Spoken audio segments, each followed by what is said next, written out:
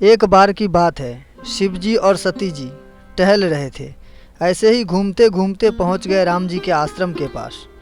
एक जगह राम जी बैठे थे, सीता जी अंदर खाना बना रही थी, लक्ष्मण जी जंगल में शिकार खेलने के लिए गए थे।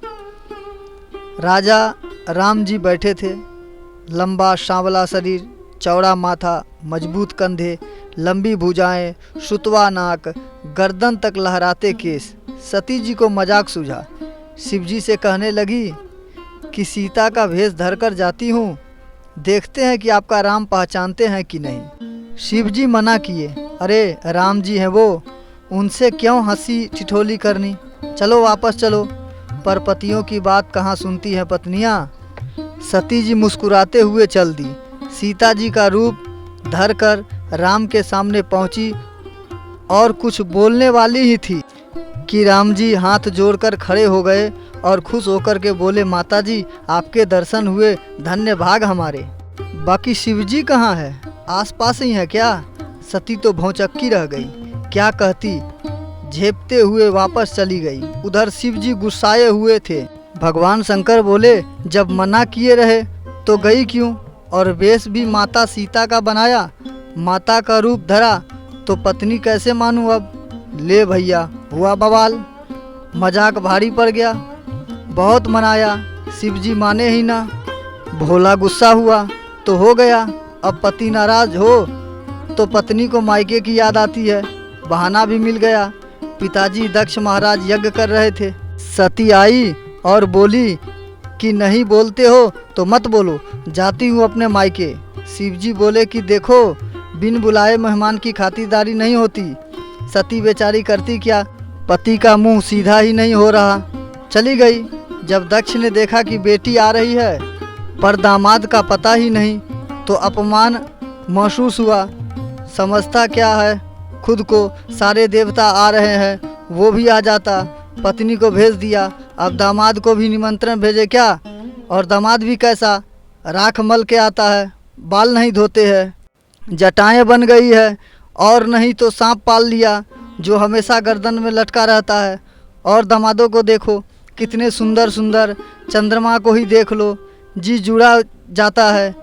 एक ये महाराज है, कोई देख ले तो उसको बुखार चढ़ जाए। जितना मन में भरा था सबके सामने लगे अपनी बेटी को सुनाने। बेटी भी कितना बर्दाश्त करे, वो बोलना तो मुझे बोलते, मेरे पति को काहे को बोल रहे हैं, वो भी सबके सामने। गुस्सा तो बड़ी तेज चढ़ा, पर क्या करे, पति से तो गुस्सा होकर मायके आई थी, अब पिता से गुस्सा होकर किधर जाएगी। जब गुस्सा किसी और पे नहीं निकलता तो खुद पर ही निकलता है। आगे पीछे बिना सोचे कूद गई अग्नि में, बवाल मच गया। शिव जी को मालूम चला तो मारे गुस्से से अपना सर के बाल लगे नोचने, और बाल नोच करके उठा के पटक दिए, जिससे कि वीरभद्र निकल गया। और वीरभद्र ने न आओ देखा न ताओ, सीधे जाकर के राजा दक्ष का सर उड़ा दी। इधर शिव जी बिल्कुल बौरा गए, अपनी जान से प्यारी बीवी को देह लेकर के बावलों की तरह घूमने लगे। कभी गुस्सा आता तो लगते तांडव करने, हाहाकार मच जाता, समय कुसमय का ध्यान दिए बिना फटाफट मरने लगे, और कभी बिल्कुल निराश होकर घूम टहलते रहते। संसार का सारा चक्र रुक जाता। ब्रह्मा विष्णु को बड़ी चिंता हुई, खाली सृजन और पालन से तो काम चलेगा नहीं, तो तय हुआ कि इस सिपाही को खत्म किया जाए। विष्णु जी ने अपना चक्र चलाया और मैया सती के शरीर के 52 टुकड़े कर दिए, जो 52 जगहों में शक्तिपीठ बन करके पूजे जाने लगे हैं। शिव जी तो वैसे ही विरक्त मानसिक के धनी थे, और विरक्त हो गए। आंखें मूंद कर संसार की आंखें फेर ली। देखिए, भगवान हो या इंसान, बिना अर्धांगिनी के काम नहीं चलता है। फिर तो यह शंकर थे, बिना शक्ति के शिव शव के समान है। शक्ति स्वरूपा माता सती गिरिराज के घर में जन्म लिया पार्वती नाम से। पार्वती जी बड़ी हुई, अत्यंत सुंदर युवा लड़की के माँ बाप की तरह गिरिराज और मैना जी को भी ब्याह की चिंता सताने लगी। दूल्हा खोजा जाने लगा। गिरिराज जी को तो विष्णु जी पसंद थे, पर पार्वती जी तो शिव जी के लिए अवतरित हुई थी। आ गए अपने नारद जी अगुआ बनकर, माँ बाप को समझाया, फिर पार्वती जी को भी समझाया। पार्वती जी ने शिव मोहित थी ही, समस्या बस यही थी कि शिव तो तपस्या में रत थे। जाने कितने सुर असुर राक्षस मानव तपस्या कर कर के थक गए, पर शिव जी प्रसन्न न हो। पार्वती जी ने भी ठान लिया कि चाहे जो भी हो जाए इन्हें तो प्रसन्न करके रहूंगी। भाई स्त्री अगर ठान ले तो कुछ भी कर सकती है। अंतो गत्वा शिव जी अत्यंत प्रसन्न हुए, वरदान मांगने को कहा तो पार्वती जी ने शिव को ही अपने वर रूप में मांग लिया। तय हुआ सब। शिव जी बोले कि ठीक है, जाओ अब अपने घर अपने पिता से कहो कि हम बारात लेकर के आते हैं। कुछ दिन बाद चली गई शिव जी की बारात। बारात में इंद्र, वरुण, यम, कुबेर देवता जैसे अपनी सुंदर सेनाओं के साथ चले विष्णु जी भी पहुंच गए। बाराती तो इतने सुंदर सुंदर और दुल्हा उसका तो पूछो ही मत। जटा बड़ी हुई, हाथ में त्रिशूल, एक हाथ में डमरू, माथे पर सांप, सीने पर राख, रेखाएं खींची हुई, पूरे शरीर में भभूत लगा हुआ, बैल पर चल दिए। कपड़ा वपड़ा पहनने का तो छोड़ो, होश ही नहीं रहा। बस चल दिए तो चल दिए। उन्हें देख विष्णु जी खूब जोर से बोले, भाई यह बारात तो दूल्हे के लायक नहीं है। और उनके साथ साथ सब देवता लोग पीछे की ओर खिसक गए। शंकर जी समझ गए कि देखो विष्णु जी को शादी का मामला है तो लगे मजाक करने। शिव जी ने भी हाँक लगाई और उनके सारे गण भूत प्रेत पिशाच सब आगे आ गए। ये सब भी बारात में ही थे, पर देवता लोग को देख करके पीछे हो गए थे। अब जब खुद भोलेनाथ ने बुलाया तो सबके सब आगे नाचने लगे। चली बारात, किसी भूत का सिर नहीं है, किसी के दो दो चार चार सर है, किसी पिशाच की आंखें नहीं है तो किसी के शरीर में आंखें भरी हुई है, कोई गण लंगड़ा है तो कोई घोड़े की तरह चार टांग है, प्रेतों का तो शरीर ही नहीं है। सब भांग गांजा पी करके मस्त होकर नाच रहे थे। देवताओं ने देखा कि अरे बाप रे बाप, सब तो बाजी मार लिए। तो वे सब भी मधु, सुरा, सोम इत्यादि पीकर लगे झूमने।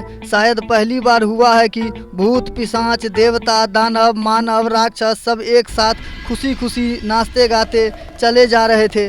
बारात पहुंची द्वार पर। वहां सारे पर्वत, सारी नदियां, सारी झीलें शरीर धारण कर स्वागत हेतु तत्पर। बारात देखकर तो सब चक्का भक्का रह गए। कितने तो डर के मारे भाग गए। दूल्हा महाराज बर पर बैठे, आगे बैठी माता मैना रानी तो होश उड़ गए। थाली छूट गई हाथ से, भागकर अपनी बेटी के पास चली गई। बेटी को अपनी गोद में बिठाया और बोलने लगी, हाय हाय हमारी इतनी सुंदर बेटी। और इसका ब्याह ऐसे बावड़े से जो अपनी शादी के दिन भी बिना कपड़े के राख मल कर आ गया। हे भगवान, और वो नारद कहाँ है? बड़का अगुआ बनते हैं, मिलो तुम, बताते हैं तुम्हें। अरे इतनी फूल सी लड़की के लिए कोई ऐसा दूल्हा लाता है क्या? पार्वती जी तो सब समझती थी, लगी समझाने कि जाने दो, जो होता है वह अच्छा ही होता है। अगर मेरे भाग में शिव जैसा बावला लिखा है तो बावला ही सही, क्या कर सकते हैं। आप टेंशन मत लीजिए, हम बूझ लेंगे, काट लेंगे अपनी ज़िंदगी इस औघड़ के साथ। तो हुआ ब्याह। देवता लोग खाने बैठे तो खूब गाली भी सुनी। विदाई हुई। शिव जी अपनी पत्नी पार्वती को लेकर कैलाश वापस चल दिए। एक दिन शिव जी ने बड़ी प्रसन्नता मुद्रा में पेड़ के नीचे बैठे थे। पार्वती जी आई तो उन्हें अपने पास बैठा लिया और पूछे, खुश तो हो? माता पार्वती बोली, जी, पर पुराने बातें नहीं भूलती। अपनी गलती से राम जी को भ्रमित करने चली थी और आपको भी नाराज किया। बहुत व्याकुल है, शांत नहीं होती। कैसे भी व्याकुलता दूर करनी हो तो राम कथा कहिए। राम नाम ही चित्त को शांत कर देता है। राम कथा सभी व्याकुलतों को हर लेती है। तो मुझ पर कृपा करके आप अपने श्रीमुख से राम कथा कहिए। उसके बाद भगवान भूत भावन ने महामाया को राम कथा सुनाई, जिससे कि दोनों आनंद तृप्त हुए। मिलेंगे नेक्स्ट वीडियो में, तब तक के लिए सब्सक्राइब कर।